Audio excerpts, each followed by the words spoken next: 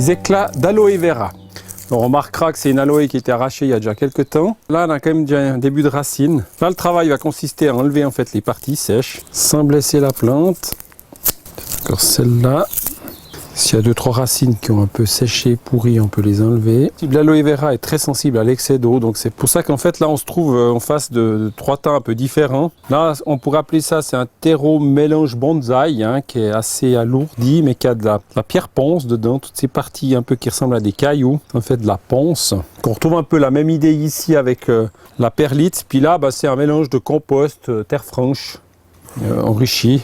Donc le travail, ça va être de mélanger un peu ces 3 pôles pour avoir quand même un mélange qui soit assez léger, mais qui soit quand même aussi lourd. Terre à bonsaï va pas mal, mais sinon on peut avoir très bien de la terre franche, caillouteuse, qui est en fait assez sableuse. Voilà. Ensuite, alors un drainage au fond, puis on va remplir, enfiler ce mélange.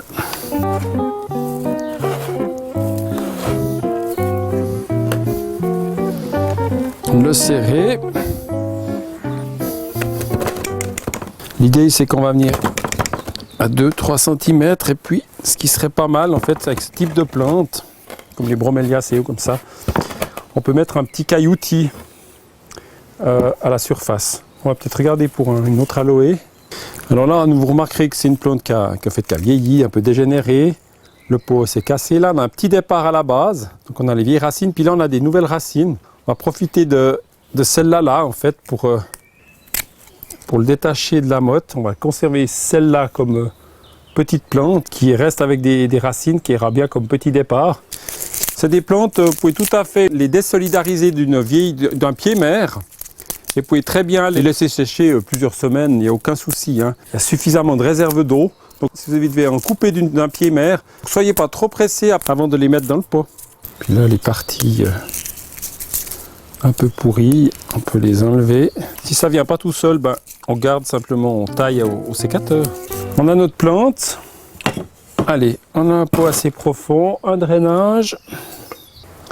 Voilà, vraiment alors une plante déjà qui arrive quasiment en bas. Là, je vais juste mettre un petit peu de terre au fond et puis planter ma plante au milieu. Voilà. Ça c'est un aloe vera type un peu colonnaire, qui a des feuilles beaucoup moins longues. Alors bien sûr c'est une terre qui est difficile à vraiment serrer, mais justement c'est un gage de qualité. Voilà. Et puis on va peut-être s'occuper de cette petite là. Donc là on a des vieilles racines du pied-mère qui ont un petit peu séché. On va simplement les écarter. En général les racines sont d'un brun, je dirais clair. Et puis les parties en fait malades ou desséchées ou mortes, elles sont grises, enfin elles sont brunes foncées. Celles-là on peut les enlever. Voilà. Un pot plus petit adapté quand même aux racines. Il n'y a pas besoin de gros pots pour les aloe vera, ça c'est sûr. Déjà vous avez moins de risque de mettre trop d'eau. C'est le grand ennemi des aloés. Alors sur des plants comme ça, on va même pas du tout arroser les premières semaines.